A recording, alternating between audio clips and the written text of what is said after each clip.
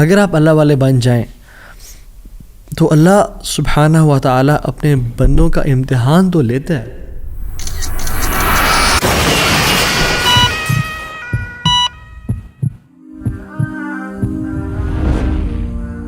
লাখো তরুণের মুখে একটাই নাম, যার প্রতিটি সেশন, প্রতিটি ভিডিওতে হাজারো তরুণ খুঁজে পায় জীবনের দিশা।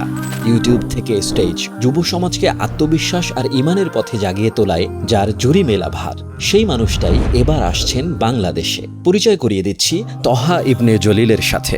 1990 সালে লাহোরে জন্ম নেয়া এই মানুষটার তরুণ বয়স কেটেছিল উদ্দাম, উদ্বেগহীন জীবনযাপনে। কিন্তু একটি ভয়াবহ মোটরসাইকেল দুর্ঘটনা মুহূর্তেই বদলে দেয় তার জীবনের গতিপথ।